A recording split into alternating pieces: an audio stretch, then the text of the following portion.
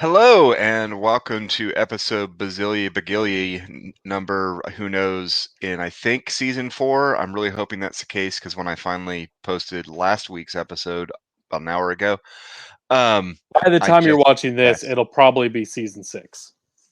there's a good chance. My question is this for you, Alex. What is the correct amount of time for someone to allow a podcast to not get posted before it's pointless to post it? I'd say about as long as it took for this most soccer chat with two T's because we're going to chat about soccer, but we're also in Chattanooga. So it's like a play on words. And, Chattanooga is a soccer city.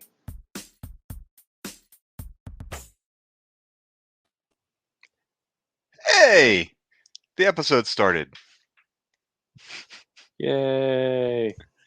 So you guys may have noticed if you are watching us on the YouTube posting, and if you're listening, you may have noticed you haven't heard his voice yet. We will not be joined today by Wolfman Jeff as he is in the process of moving closer to the Red Wolves and away from the great state of Alabama. So we wish him luck in that move, and we thank him for not asking us to help him pack.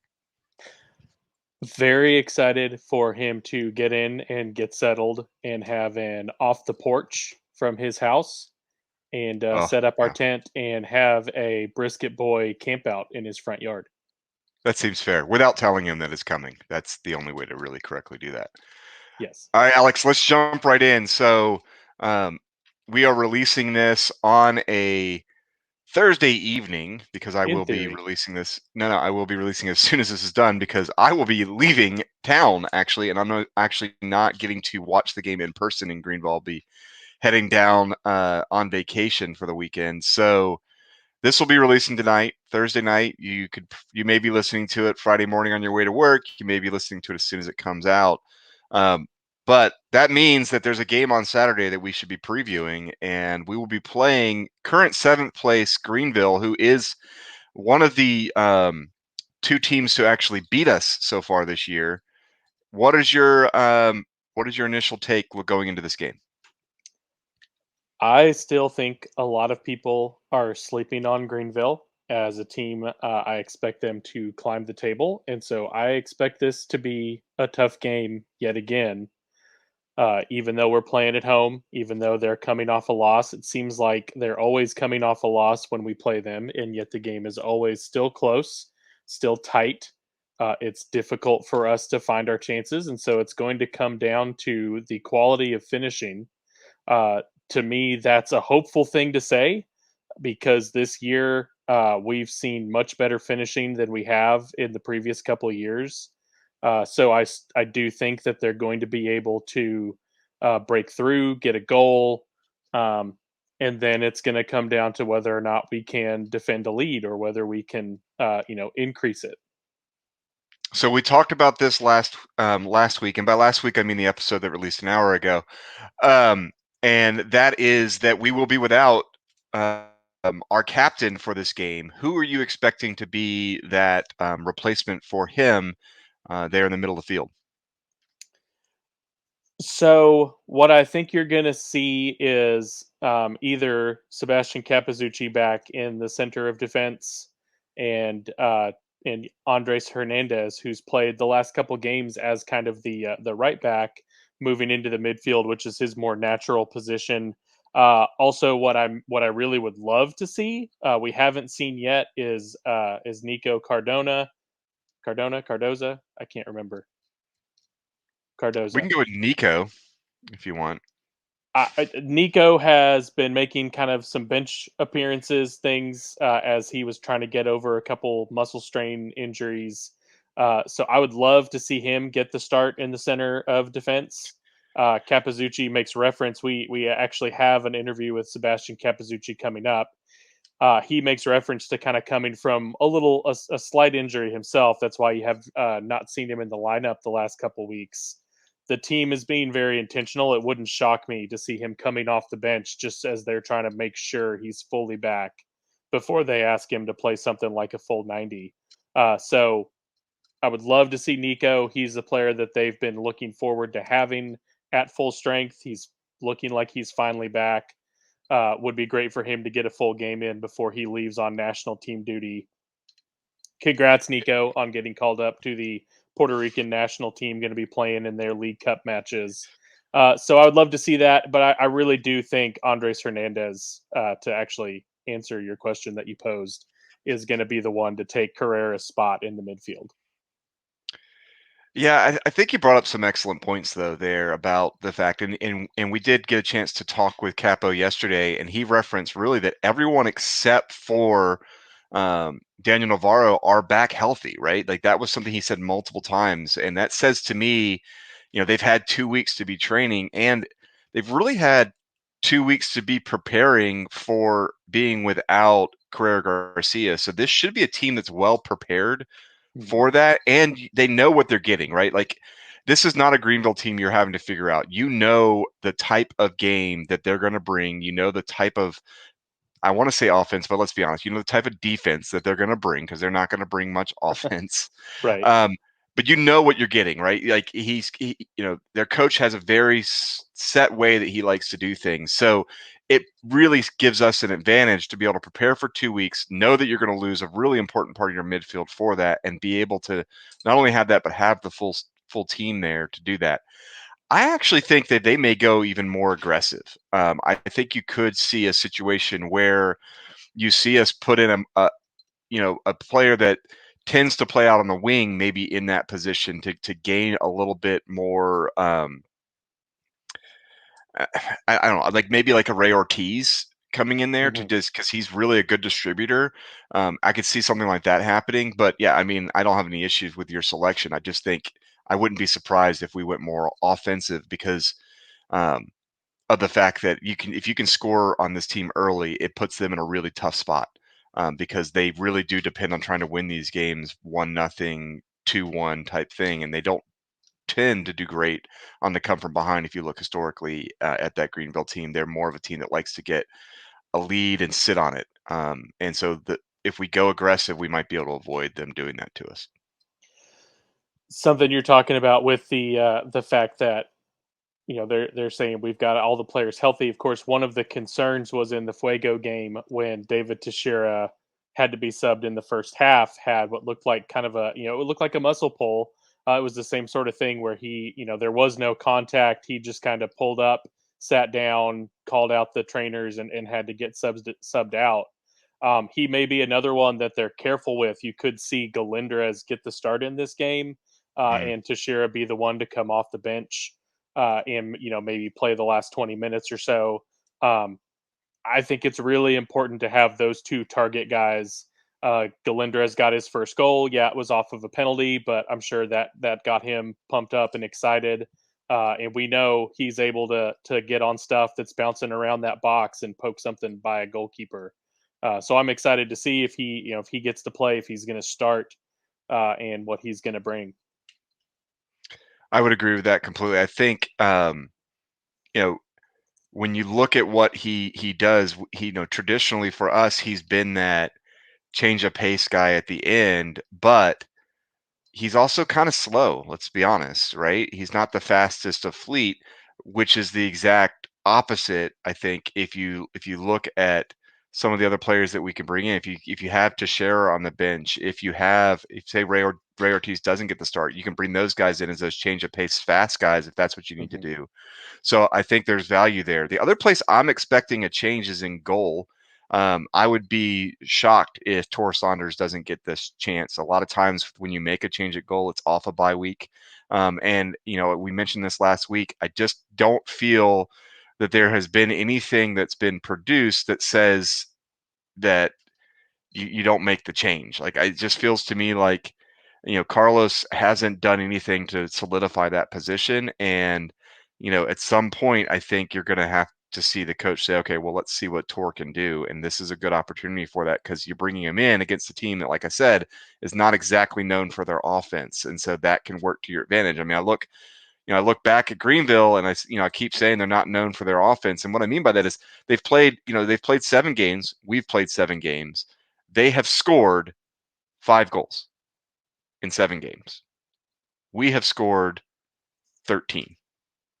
Big difference in what you can expect. They've also given up 7. So that's why I'm saying like this is a good time because it gives Tor a chance to get some confidence.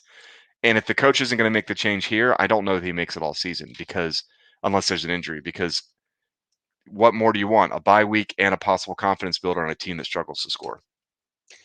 Yeah, and him being on loan from Indy 11, I think you've got to get him out there and see what he has, give him that chance to develop, having the 2 weeks to get ready.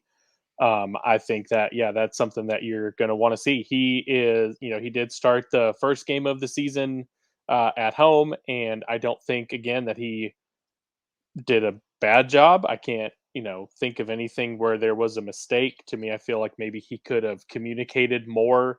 We're used to players like Trelk and Alex Mangels in goal who are constantly having that dialogue with their back line, letting them know where runs are coming and where people are set up and if there's a guy on the back post.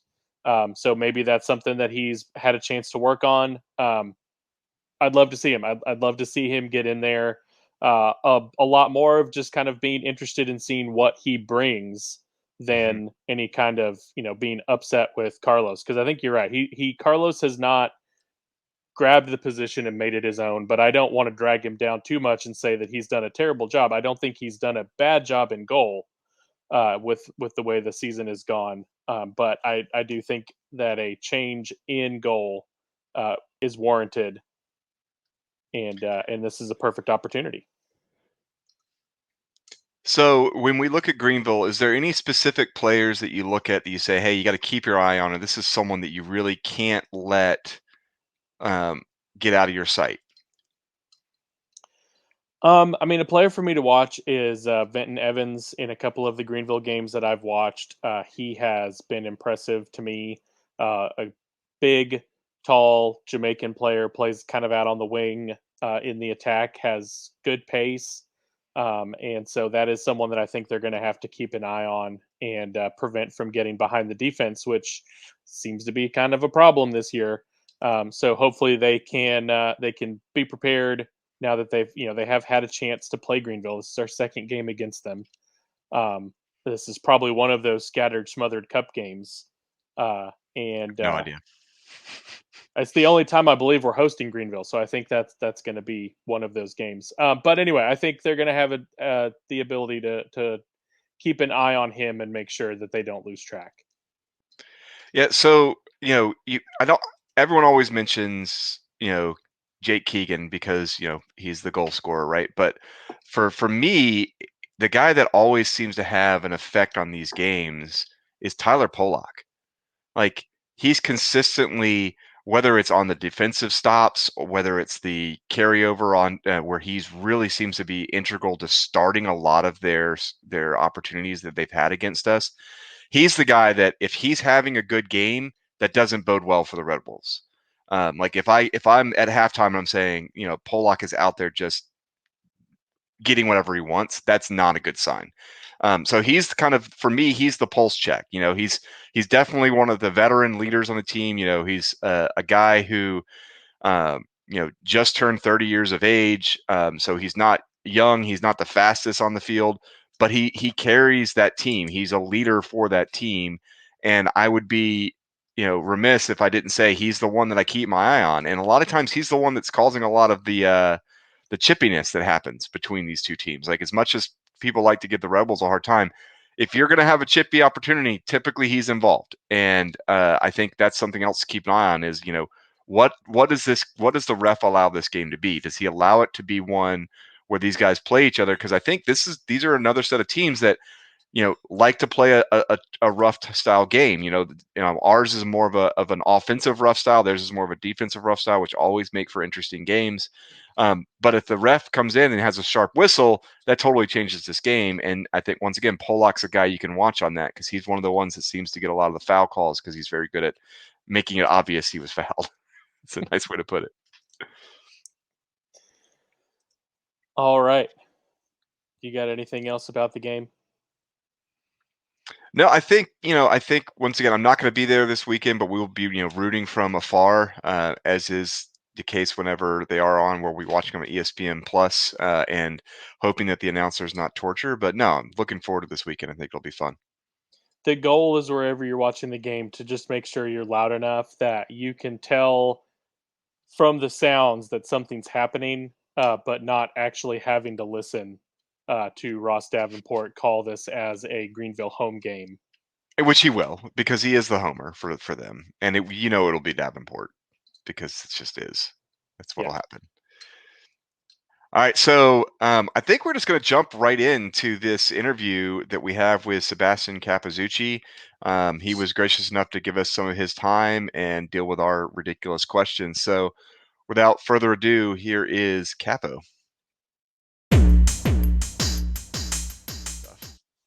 So we are here with Red Wolves defender Sebastian Capazuchi. Sebastian, the team put out some videos. They had one. They were asking all the players who they would let their kids stay with, and hands down, you were the winner. Adam and I both have kids that are under 13. We were hoping to take our wives on a date night, so we were just wondering this Friday if you had anything going on. Hey, listen, I'll be home, for Saturday. So if you guys want to swing the kids by, I'm here right here. Uncle right here. All right, thanks, thank you. That's good. We're good. I got you. Yeah, be careful what you offer Alex. He may take you up on it. I'm just saying. So, what do you think it is that has everyone deciding that they want to leave the kids with Uncle Capo? What do you think's the quality that stands out? It's just the locker room vibe that I bring. They guys know that I can take care of them. So I think it's just that. I'm always looking out for the boys, so I think it's just that they could trust somebody. They could trust their kids with me. It wasn't even a hesitation. That was what was amazing. Like Capo. Yeah. Uncle Capo. All right, so I'm going to jump into just the weird questions, just because that's what I end up doing. So, as fans, we always have certain teams that we try to point out as this is our rival, or this is who we look forward to destroying. And really, it's most of the teams. But do you guys, as players, have a team that you circle on the calendar and say, this is one we got to win? If we have a specific team, yeah, thinking of like other sports, right? So Alex over there with his Braves shirt. Anytime the Braves beat the Mets, Braves fans are happy, right? Is there a team for you guys that you look at the calendar and you say, this is the team that I don't want to lose to, no matter how my season's going? I don't care if we win every game. If we lose this one, it hurts a little bit. I mean, yeah, of course. Again, us as players and as the team that we are, we face every team like it's a championship team, so we want to win every time. But if you wanna just break the ice and get the elephant out of the room, Greenville is a team that we always want to win, and the only reason why is because they're a very good team, and there's a team that's always competing with us, as fighting for the championship, fighting for playoffs. So that's always a team that we want to beat, And again, any team that actually brings good quality, good football, a good philosophy behind it, that's a team we want to challenge, because we know that we are up for the test. That's the reality. So not Orlando City B. Got it. All right. Yeah, none of the two teams from MLS. Okay, cool. Definitely. So you guys, and of course you have, like, for example, last year, like North Texas was a team that was a very good football team, and that we always wanted to play them, just because we knew the intensity the game was going to be, and then knew that throughout 90 minutes that was going to be a battle, So we knew that was a team that we always wanted to win, because they brought the best out of us, and they also brought a lot to the table. So why not beat them, Yeah. So, of course, you've got Greenville coming up this weekend, and the team has put some pressure on. They're doing fireworks post game, so you guys have a lot to live up to kind of make sure that show is kind of an afterthought out on the field. We spent most of the last episode. Hopefully, we can get that out as the same time we put this one. blasting the league because they're a bunch of cowards who wouldn't overturn Carrera's red card. So we won't get you in any trouble. We've blasted them. They're pretty well scorched. But what have you, as one of the leaders on the team, you and Carrera in practice, what have you guys been talking about trying to come into this game and get a win and fill that hole where Carrera is going to be missing because of the red card suspension? I mean, yeah, we all know how important Carrera is as a captain, as a leader in our team, and the football that he brings in our table. But again, it's just another opportunity for other guys to step up. So us as veterans, as the like you said, the older guys, we're encouraged the next guy to be there, and we know also how important this game is. So there's no really times to, hey, what if, what is, we got to fill up the gap and we got to work with that. That's the reality, If we want to be a championship team, that's the mentality we have to bring in the table. So on the practice field, what are you seeing? Are you guys starting to feel like, as those players that have had to come into camp late, had some injuries, are starting to get healthy and get more acclimated? Are you starting to see a difference on the practice field with just the way in which the team is connecting, or are you still a work in progress there? 100%. Like right now, I think the only guy that's been hurt is right now is Danny. I had a little setback last week, but other than that, it's always able to practice with the 24 players you do. I think we have a great team with the fact that we call some of the USL2 guys from Dalton to come up, and they fill up the spot very well.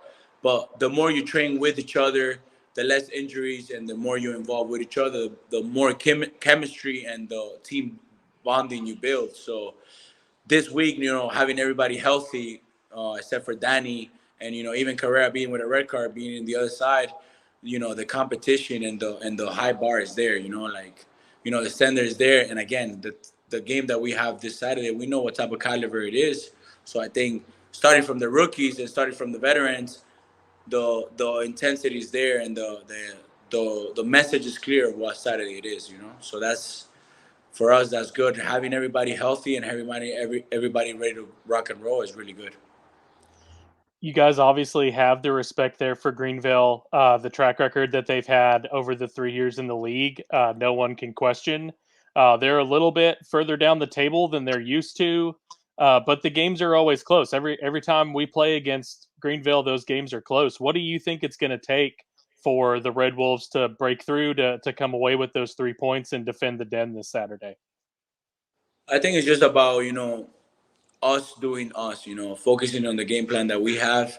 We know exactly what we're going to bring to the table, and it's just that. I mean, again, Greenville, like you said, it's been a great team for the past 3 years. They're a great team. They know their philosophy. We know what they bring to the table. But again, we have to, like you said, we haven't beat them really in this past 2 years. So now we have to dig a little deeper, maybe try even, things that are different that will bring us to the best of our game. But again, we know, we, like you said, they haven't beat us more than 1 goal or 2 goals. So we're very calm. It's just, that's the way football is. Sometimes it plays in our favor. I think every time we have played against them too, it really hasn't played in our favor. But it's a good feeling around for Saturday, and we're excited for it. Yeah, so one of the things that this league is going to probably have going forward is, you have a lot of new teams as the league itself grows, and you've gotten your last 2 games, you've played 2 of those new teams in Central Valley and the Hailstorm. When you look at the type of teams that are coming in, the type of play that they're bringing, do you feel like they are? I guess what I'm getting at is, do you feel like that they're mirroring more your style, or mirroring more of kind of a Greenville style that's way more defensive? What are you seeing more of? I mean, start off, I think every team wants to beat us. I think we're the best. We're pretty sure last year we're the best football team in the league. Like, we actually play football. We have a system that we're very clear, which is keep the ball, have the ball with us, and yeah, I mean, I think we provide beautiful soccer. So I think a lot of teams, not that they're copying us, because again, there's different philosophies, but I think teams are getting very clear. We like to play football. They want to play football, and that's what gets the best out of us. Out of every team. I think every team that comes to the Den, they want to play, and the reason why is because we set the bar very high. So you grew up in a footballing family. I was looking over the Wikipedia profile and talked about your dad being a professional footballer, playing multiple places around South America. You traveled a lot. Do you have any memories as a child getting to watch your dad or having those conversations about the game as you started playing yourself? Um, so I remember as a childhood, like running. My dad used to carry me a little bit in the field. I remember some. I have some flashbacks. But then, starting my own career when I was like U12, U14, my dad coming to some of the games before he went overseas again, and actually, giving me the right advice. And even now, as a 26-year-old, I call my old man and I ask him for advices. Ask him, when things are going good, when things are going bad, or any situation throughout the season, and it's always helpful from him. He had the best experience. He played first division all his life, so I get the best advices from him, to be honest. So one of the things when you do look at your career so far, and I think it's safe to say it's only going to continue to get better and grow. The team you were on before you were here recently moved to championship, and that's Detroit City FC. Did you get? I know it was really close to some of the COVID stuff. Did you get a chance to play in front of the fans there at Keyworth? So before I signed with Detroit, I had played for Milwaukee, which was MPSL, and we were the only team to beat Detroit at Detroit. We won 1-0, and from there, that's when the coach or the staff recruited me to go to Detroit. So I was lucky to play in front of their fans, but against them, not in the good side. Then when I was in the good side, there was no fans because of COVID, but their support and outside the field, even with COVID, they would come on and knock on the apartment and look out for us. Their support was always there, so it was always good to play. When I got the chance to play in front of 8,000 people, it was like a really good feeling. But I was able to play against them, not in them, So it's like a. So which one's better as a player? Being the guy who gets to come in and quiet the 8,000 fans, or having the 8,000 fans cheering for you as you're a defender, so you have that, clean sheet, win 1-0. Which one feels better as a player? I mean, for me, it's always to have 8,000 fans in my favor. Like, again, I think the Dan has developed so much compared to last year, and I always say it to my teammates and to everybody. Though you guys don't understand like how much important and how much is key for us to trigger or to win a game because of your support. Like even minute 80th, we dig deeper because of you guys, and with the more noise you guys make, the better it is for us. So it's definitely in favor to play in front of 8,000 fans than being against them. Because if you play against them and it doesn't go well, then you have guys. Obviously, the stadium's still under construction, so it's not going to seat 8,000. But will you settle for two socially awkward bearded guys? Hey, I love it all the time. So as the fall season with the Red Wolves Academy was closing, you and your teammates were making a lot of appearances, talking to the kids, doing things also for the Eastridge Recreation and helping them out. What were some of those conversations that you had with the kids? What were the messages you had to try to help inspire them? So again, look, I grew up. I used to love watching, the older guys. I had a big brother that played soccer too, so I would always go and try to like fit in with his friends and compete with his friends in the soccer game. So for what I did was just basically encourage them to come and see what, because I'm sure that all those kids, they want to play that level, or they wish they played that level, or they. So come see it, come check it out, see how it is. That's basically what's the message. Come feel, interact with us, ask us questions. What were we at 14? What were we at 12? What were we at 10 years old? There's no wrong answers for that, and just encourage them to play the beautiful game. And again, for a lot of us, is our way out to be successful in life, and for a lot of us, this is our religion. You know, like for me, my grandfather, my grandfather, and my dad played. So for me, this is always what I had in my head. So I just encourage them to play, you know, to stay active, to come ask questions, and to see how competitive it could get. And there's beauty in it, you know. There's really a lot of beauty in it.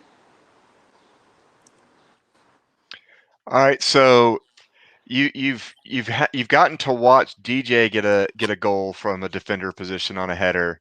The question I have for you is, what's the celebration you're going to do when you get your goal this season? Oh, listen, you don't even. You guys are not even ready for that celebration. You don't even know what Capo is bringing when he scores. Listen, I haven't scored in over 3 years. It was the last time I scored was in Italy, and it was for a very important game. So the day that I score here, I don't know. I hope I don't have a yellow, so I can take my shirt off. But if I do, then I'm gonna have to, you know, manifest and do something else. I'll keep that in mind. If you do have a yellow, I'll take my shirt off for you. Oh, please don't have a yellow. Score. So I there beg you of go. you, don't have a yellow for the rest of our sake. I'll do something good for the fans for sure. All right. Do you have other questions, Adam? Yeah, I have really awkward. Do it. Go for it. I'll give you all right, some. so I'm gonna give you some rapid fire questions here. All right, so, and it's really just gonna put you on the spot. If you had to pick one guy on the team that had to sing to save your life, and it had to be impressive to like the judges of like a American Idol, who's that guy, and who's the guy you would never let do it? So who's the guy that will save me? Who's the guy that's going to save you, and who's the guy that if you find out he's doing it, you just go ahead and like, I'm dead. I got nothing. Pai dos Reyes will definitely save me. Ah. Pai will definitely. Pai is the father of the family. Folks that don't know, that's Wally. He's talking about Walefi dos Reis. Pai, I call him Pai. And then to not save me, wow, that's really putting somebody in the spot, eh? Told you the awkward question. That's what Adam likes to do, is put people on the ropes. I want to say Juanito just because he doesn't speak English, so I want to go with that. I feel like you're cheating a little bit. We'll let it pass. I'll just go with that. Juanito probably won't be the guy that saved me. I'll ask him in English to be like, what? So. All right. Well, thank you so much for joining us, Capo. It means a lot that you took the time to come on and get a chance for those that listen to us to get to know you a little bit better. And we will be, of course, rooting for you to continue to have the success you've already had and only get better. So thank you again for your time. No, thank you guys again, and a message to the fans. Your support again, I always said, is unconditional, especially for us. From me and from other, I'll speak from other guys that our families away. We don't have the chance to have somebody in our corner every Saturday. So your support it's immense. And again, we need noise, even when it's minute 80th and you guys think that we're not gonna get it. That's when we need the most, because you guys motivate us the most. We actually love and enjoy playing in front of you guys. So, we're very excited for Saturday. We're very excited to give you guys a show. Starting from the staff and all the way to the bottom. So again, I think it's time. We all know. I think it's time. So hopefully we get it. All right. Well, thank you very much. I got one last question for you, though. They did the video about the pineapple on the pizza. Were you for or against pineapple on pizza? Hey, in Italia no si mangia la pizza così. No si mangia la pizza così. Hey, pineapple in pizza? Oh, we can't use this interview now. Man, I'm sorry. Never. Hey, I'm with you on that one, Capo. We're gonna have to cut the whole thing. We can't use it. I can't have a guy with no pineapple on his pizza on this show. He didn't say he was from Hawaii. No pineapple. No, seriously. Thank you so much, Sebastian. Rebecca says, "Hey, by the way." Hey, tell hi to Rebecca. All right, everybody. I will do that.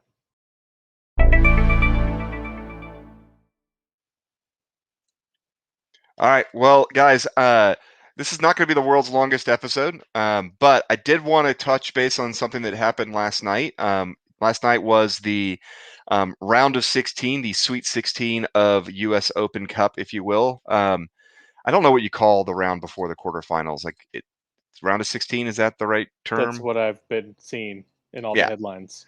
Yeah, so it's the round of 16, and there was one USL League One team involved, and that was Union Omaha.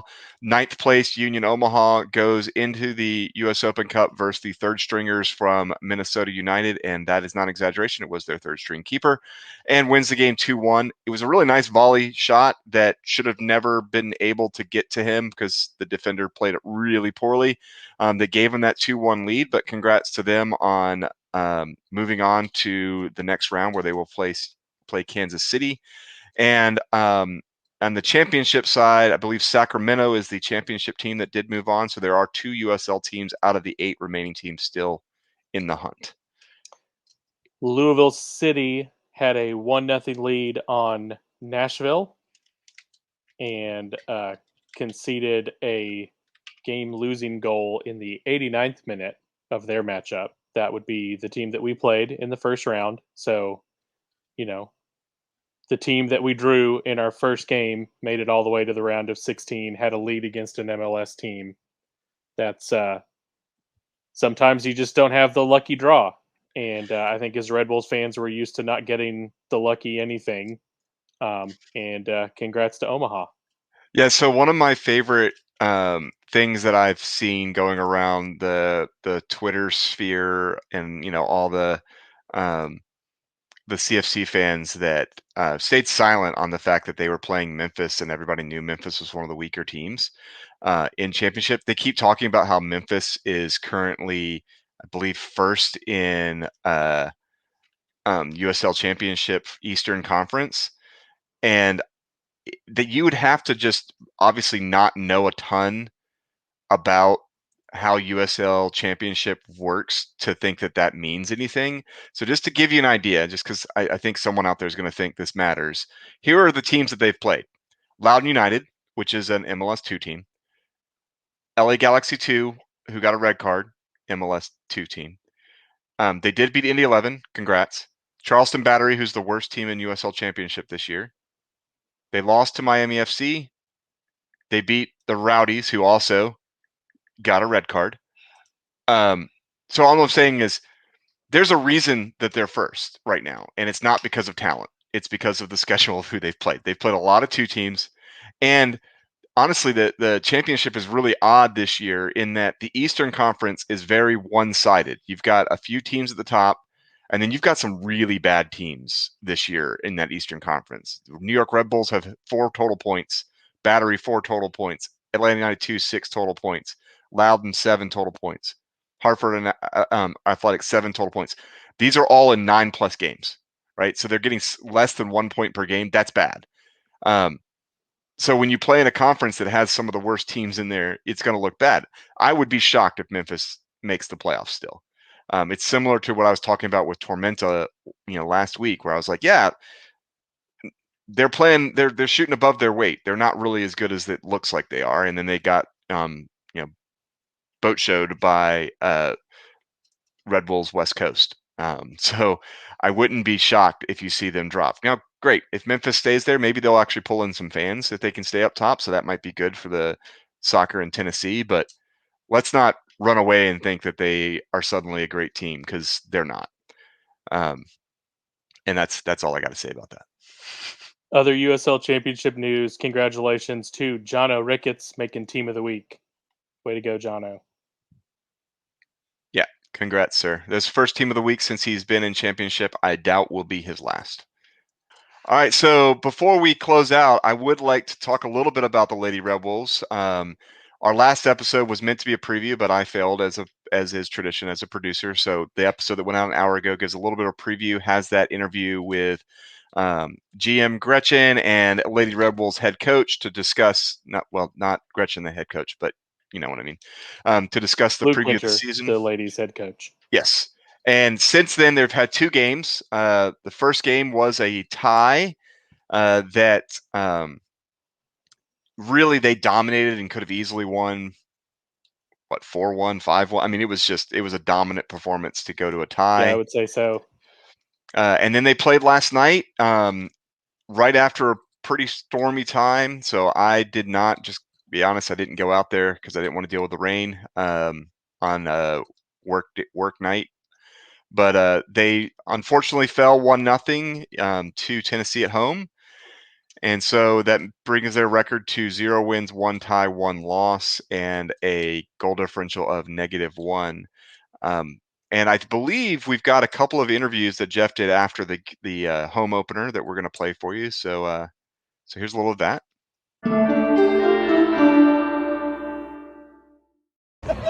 Hey, this is Wolfman Jeff with Soccer Chat, and I'm here with my favorite, Kate Bretner. And go ahead and introduce yourself. Hey, I'm Beatrice. All right, now Beatrice, you're from Nova Scotia, and but you go to college in Mississippi. Yes, sir. I go to Mississippi College, just Yeah. outside of Jackson. Yeah, so I gotta say Sydney is just like Jackson, right? Very different, but both are great. Both are great. I can't complain. All right, so this is your first game here with the Lady Red Wolves. So what'd you think of the stadium, and what'd you think of the atmosphere? I mean, it's an awesome atmosphere and stadium to play in. You don't have a lot of this, especially on the women's side, so getting to have that experience has been huge. It's been awesome. And we got a pretty good crowd out tonight, which means a lot to us. We're looking for fans. We're looking to build that fan base. So big thank you to everyone who came out tonight. All right, so growing up in Cape Breton, they usually played another kind of ball game with a stick and a puck. So what drew you to want to play soccer? I mean, growing up, I played all the sports, and soccer just seemed to be the one that stuck with me. And ever since, it's been my favorite. Hockey never even compared for me. I shouldn't say that too loud, but it's the truth. That's all right. That's all right. Well, you're at a good, safe distance. I'm originally from Phoenix, so I'm always the only a Coyotes fan within a 1,000-mile radius, no matter where I am. So, yeah, now, actually, my other friends in Soccer Chat, they all root for Hamilton Forge, mostly because they're supported by Tim's. But tonight, Halifax fell at Wanderers ground 0-4. So what do you have to say to my other Soccer Chat buddies about that? I gotta say, I'm always rooting for the Wanderers. You know, they have some Cape Breton University alumni, and that's a team I've always watched playing growing up. That's kind of what made me want to play in college, so I gotta always root for those Wanderers. Now, you were all over the pitch. You played quite a bit of right back, and a lot of it looked kind of like you were playing a bit of a wing back there. So how would you define your role, and what do you feel the most comfortable playing? It was definitely an offensive-minded outside back, just trying to get over the field, create the width in the shape we were playing. I'm more comfortable as an attacker, but transitioning to a role here where I'm defending more has been a learning experience. I'm still trying to work out the kinks, but again, I'm open to learning. I'm trying to learn it better, and I'm hoping by the end of the season it's a lot cleaner, looking a lot better. Now, there hasn't been a lot of time from when you guys came together. You had your first game. But in your next game is only coming up this Wednesday. So what do you think you're going to do differently on Wednesday? Because we are hosting, I believe, is it Peak City MOBA? No, it's not Peak City. It's Tennessee SC. I believe so. Yeah. I think just watch the film back, figure out what we did well, where we can grow, and I mean, we'll have a couple of key players back on the pitch then, and just take the chemistry we built tonight and try to grow on top of that. All right, so can you do me a full-on Frankie Be Prepared for a Frankie McDonald? You know what I'm talking about?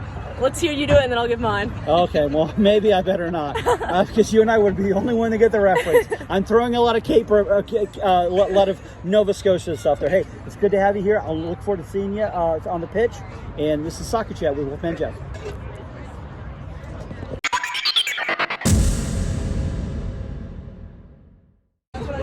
Hey, I am here, Wolfman Jeff with Soccer Chat with Kate Dirksey. All right, now Kate you are the lady in the middle. You hold up our back line. You took care of most of the challenges there. A lot of cleanup, a little bit of sweeping. How do you feel about the first game of the season? Yeah, I feel pretty good about it. I think we got better as we went on, and it was a good team effort coming back from 1-0. So I think we're excited about the rest of the season. Yeah, I don't. Even though I'm a fanboy, I'll admit it, but I do think you guys were the better team for most of it. The ones most likely, certainly a lot of shots. But there was, even though they did get one goal in, there was a lot of really good defense. So what do you feel was crucial on keeping it just one goal against us? What were the other about the rest of the back line? It wasn't just the back line. I would say it was a full team effort. We had girls in the midfield and forward working back and working really hard, and it's really just about scrapping it together, and I think we all did that and communicated well, so it's really just a whole team effort from the front to the back. Now, we saw you all through last year. You were fantastic. And there was several of your players that we recognized from last year, but there's quite a bit of new ones. So how is it getting them acclimated into the side?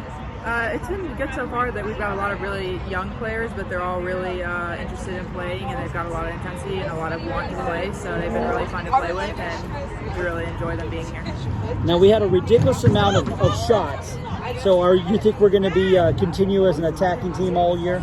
Definitely. We have a lot of players that can score goals and want to score, so I'm excited to see how many we are able to put in the back of the net. We have a quick turnaround Wednesday. I think we got Tennessee here. I'm going to be here. We'll be chatting. What do you think you guys might want to do differently or try to build on Wednesday from tonight? Some organization, and we got separated a few times, making sure that we're staying together, and we can always up our communication, and that can get better as we go on. So we look forward to improving on that on Wednesday.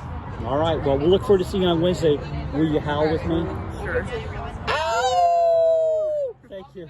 So, I like you didn't make it out to the game on Wednesday, but you look at the statistics that they shared. It looked like it was a pretty evenly matched game. It was a late goal by Tennessee Soccer Club to take the lead. The Red Wolves, I think, got a little bit of a late start to their preseason training. The first game that we saw, they didn't have kind of their mainstays like the captain, Jess Shepard, playing with them. So there were some players that impressed me. I think once this team has another couple weeks to practice together, train together, really get to know each other well, I think they're going to be a force to be reckoned with in this division in USLW. It's a lot of fun. Head out to the stadium for one of these games. Definitely. I think a lot of them are on Friday nights. So you can get out on a Friday evening, watch them play, and it's a great time. So go check out the Lady Red Wolves and give them our support. There's no reason why the Lady Red Wolves here in Chattanooga should not sell out a CHI game at some point this season. I would completely agree with that. And then last night also, Danny, who has been a mainstay for the Rebels team in goal, came back and was in goal and actually got player of the match for the Lady Rebels. Had a number of really good saves, is my understanding. So good to see her back on the field. I know she was at the opener, but wasn't even on the bench. So it kind of points to what you're talking about, where they're still kind of getting up to speed and getting everybody game fit. So all good to see. All right. Well, you folks enjoy the game over the weekend, post-match fireworks, and we will catch you next week. Bye. Bye.